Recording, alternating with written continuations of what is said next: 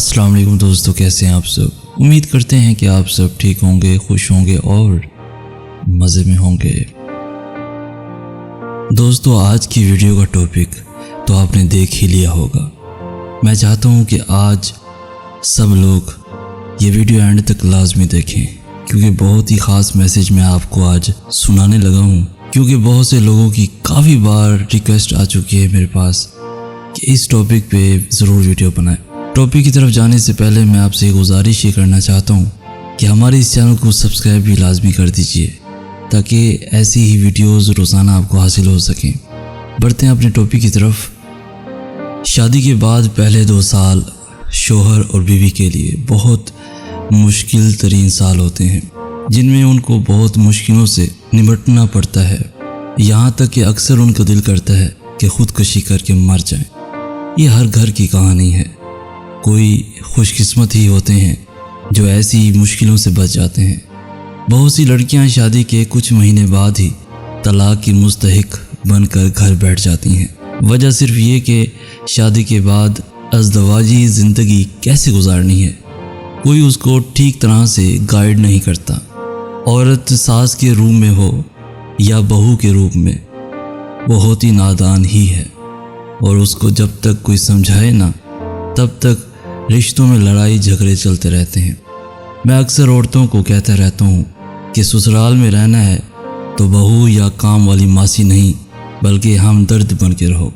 सिर्फ वो ही औरतें कामयाब होती हैं जो ससुराल में हमदर्द बन के रहती हैं।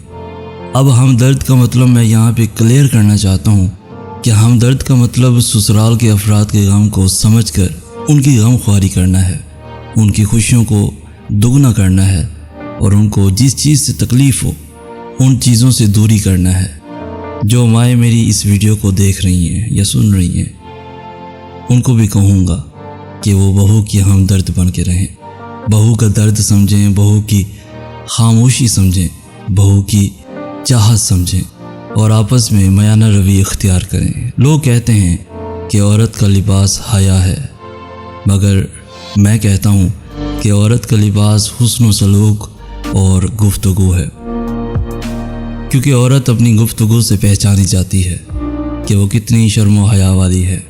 इसलिए ससुराल में अच्छी गुफ्तगू का मुजाहरा करें, क्योंकि ये जो लफ्ज़ होते हैं ना, ये वो ईंधन है जिसकी आग में कई साल तक जलती रहती हैं, चाहे वो लफ्ज़ तलाक ही क्यों ना हो। अपनी नंद से जलने से बेहतर है कि सास को अपनी माँ बना लें और वो भी आपको अपनी बेटी समझे। अब बहुत सी तलाकशुदा या फिर ससुराल से तंग औरतें मेरी इस वीडियो पर आकर कहेंगी कि जनाब रियल लाइफ इससे अलग है, मगर मैं आप सबको बताना चाहता हूँ कि अलग तो बस आपकी सोच में है। आप जब तक ससुराल के ख़िलाफ़ बुरा सोचेंगी वो आपको बुरा ही नज़र आएंगे, जब अच्छा सोचेंगी तो अच्छा नज़र आएंगे। और यही बात ससुराल वालों की होती है कि वो बहू को आते ही बुरा समझ लेते हैं और फिर लोगों से कहते फिरते हैं कि हमारी बहू अच्छी नहीं है।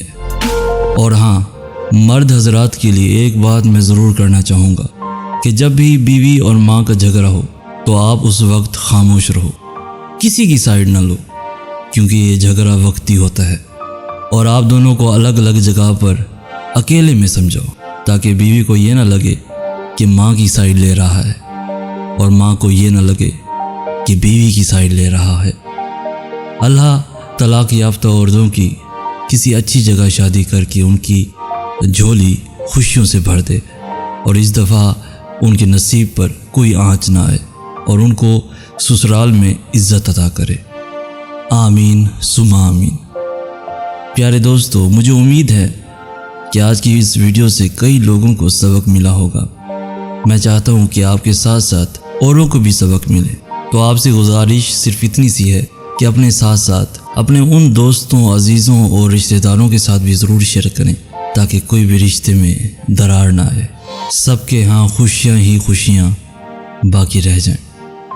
प्यारे दोस्तों, इस वीडियो को शेयर करने के साथ साथ हमारी हौसला अफजाई करते हुए इस वीडियो को लाइक भी लाजमी कर दीजिए, और साथ में हमारे चैनल को भी ज़रूर सब्सक्राइब कर दीजिए, ताकि ऐसी ही वीडियोस, खूबसूरत मैसेज आपको रोज़ाना हासिल होते रहें। हमें कहते हैं सैयद सनास। हम मिलेंगे नेक्स्ट वीडियो में, तब तक के लिए अल्लाह हाफिज़।